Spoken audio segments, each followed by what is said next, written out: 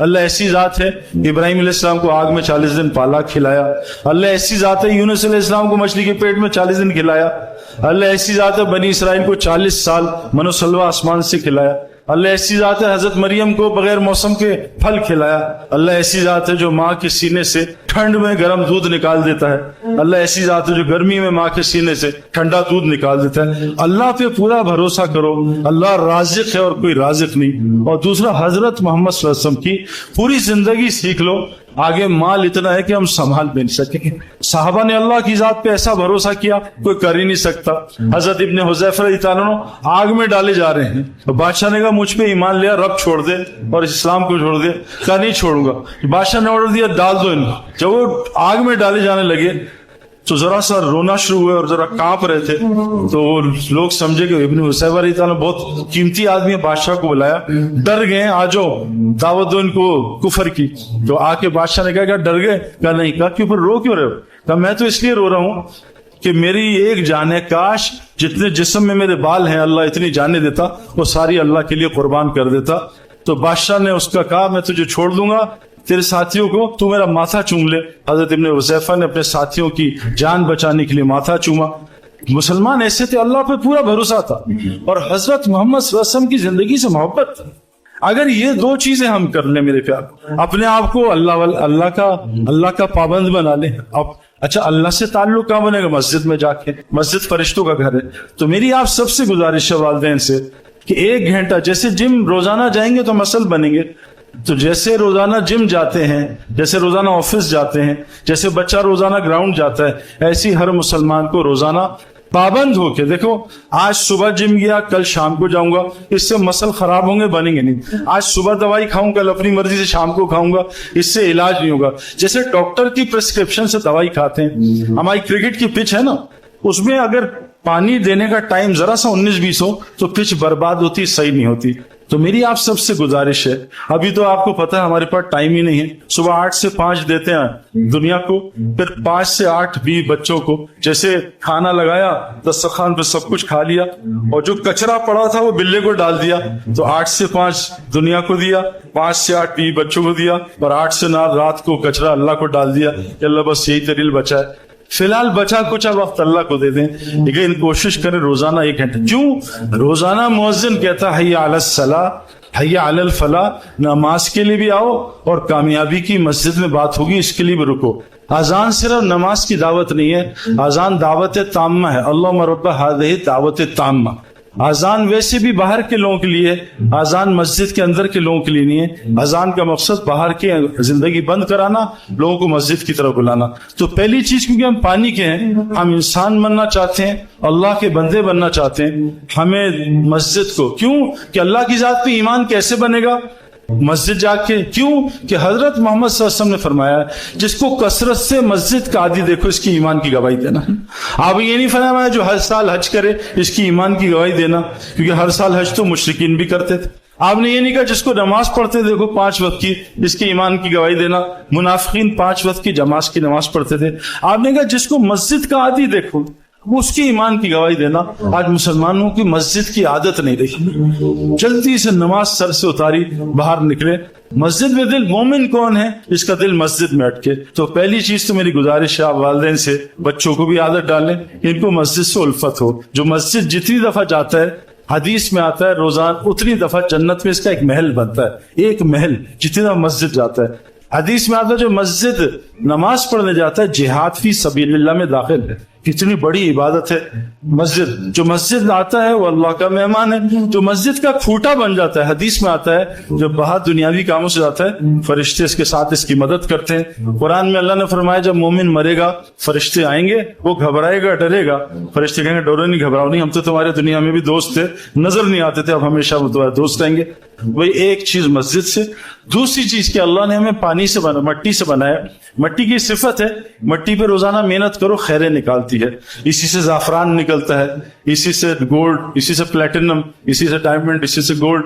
پھل سبزی سب کچھ مٹی سے. اگر ہم اپنے اوپر محنت کریں گے انسان بننے کی تو بہتر انسان بنتے جائیں گے, اور اتنا اوپر نکل جائیں گے کہ فرشتے بھی ہمیں سجدہ کریں گے.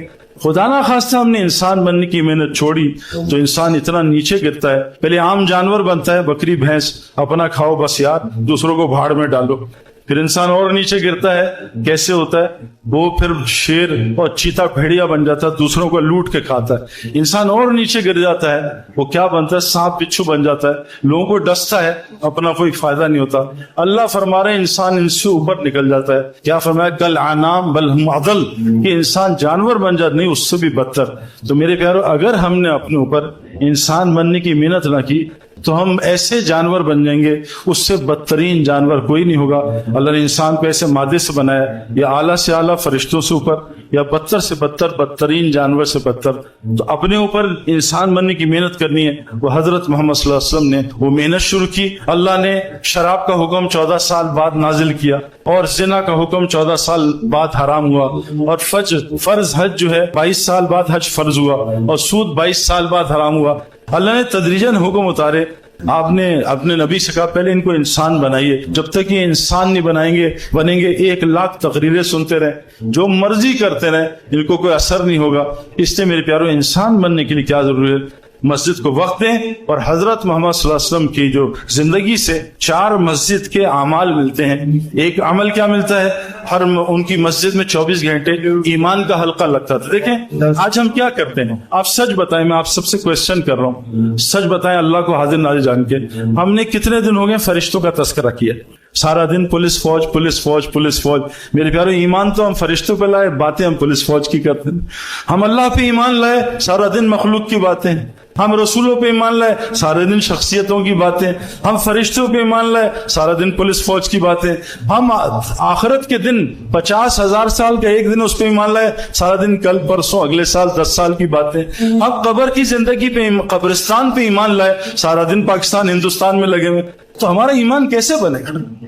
ایمان جن چیزوں پہ لائیں اس کا ڈسکشن ہی نہیں. ہندوستان, ہمارے ایک بزرگ کہتے ہیں جتنا ہندوستان پاکستان کے لیے ہم لڑے مرے ہیں نا, اتنا قبرستان کے لیے زور لگاتے اللہ پاکستان کو جنت بنا دیتے. میرے پیارو, پاکستان تو ٹیمپرری مکان ہے, اس کی کیا حیثیت ہے؟ اللہ کے نزدیک کچھ بھی نہیں ہے, مچھر کا پر بھی نہیں. اللہ نے کہا تم آخرت کی محنت کرو, دنیا تمہاری سنوار دوں گا. تم مخلوق پہ رحم کرو, خالق تم پہ رحم کرے گا. ایک یہ ایمانی حلقہ کون لگاتا تھا؟ حضرت عمر جیسا انسان رضی اللہ عنہ, جس کے بارے میں اللہ کے نبی نے کہا میرے بعد کوئی نبی ہوتا تو عمر ہوتا. یہ ایمانی حلقوں میں بیٹھتے تھے. ہمیں ضرورت نہیں ہے, نہیں جی میں ایمان والا ہوں, کسی اور کے پاس جائیں. یہ تو کتنا بڑا دھوکہ ایمان کو. ایمان والے کو تو اپنے اسلام پہ کبھی تسلی نہیں ہوتی. دوسرا حلقہ جو ہے حضور کی مسجد میں لگتا تھا سیکھنے سکھانے کا.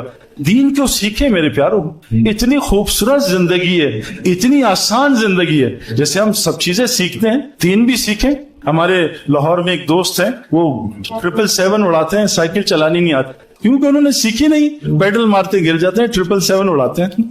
ڈاکٹر صاحب ہیں, سینہ کھولتے ہیں سی دیتے ہیں, سائیکل کا پنکچر نہیں لگا سکتے, قمیض کا بٹن نہیں لگا سکتے. سیکھا نہیں ہے نا. میرے پیاروں, ہم نے اسلام سیکھنا ہے روزانہ. تھوڑا ٹائم نکالیں دین سیکھنے کو. جہالت اللہ کے یہاں عذر نہیں ہے. روزے میں غلطی سے بھولے سے کھا لیا وہ معاف ہے, لیکن روزے کا علم نہ ہوا اس پہ پکڑ ہوگی.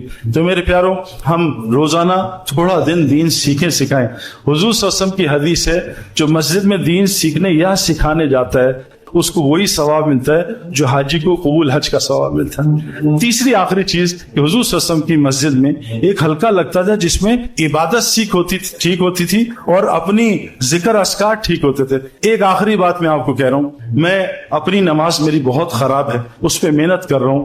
اس وقت امت کو میں, ہمارے ڈاکٹر امجد صاحب ہیں, اللہ تعالیٰ ان کو حیاتی دے, ان کی عمر میں برکت دے, انہوں نے ہم سے نماز کا مذاکرہ کیا. عجیب بات بتائی جو ہم اتنا پریشان ہے کہ میرے پیارو, نماز حضرت حضور صلی اللہ علیہ وسلم کی حدیث ہے مسلم شریف کہ جس آدمی کے یہ جو نماز ہے نا, سجدے, 2 سجدے اور اس کے درمیان جو بیٹھتے ہیں جس کو ہم جلسہ کہتے ہیں, 2 سجدے اور بیٹھنا اور رکوع کے بعد کھڑا ہونا, قوما, یہ ایک مقدار کے ہوتے تھے حضور صلی اللہ علیہ وسلم, ایک مقدار کے. 3 امام ہمارے 4 امام ہیں جن کی ہم وہ ساری شریعت فقہ پڑھتے ہیں. 3 امام کے نزدیک جس نمازی کے 2 سجدے اور سجدے کے درمیان بیٹھنا ایک مقدار کا نہیں ہو, اس کی نماز فاسد ہے, اس کی نماز نہیں ہوتی. امام ابو حنیفہ کے نزدیک مکروہ نماز ہے. مکروہ نماز سے رزق ٹھیک ہوگا؟ نماز تو رزق کو کھینچتی ہے, ہماری نماز رزق کو دوائی پہنچا دیتی ہے. जो फजर की नमाज पढ़ ले सारा दिन अल्लाह की हिफाजत में रहता है, सारा दिन लोगों के मोबाइल छिनते, गाड़ियां छिनती हैं, पिटाई होती है। मेरे प्यारो, हम कैसे नमाजें ठीक नहीं। मजीद इस्लामी वीडियोस के लिए हमारे चैनल को सब्सक्राइब करें।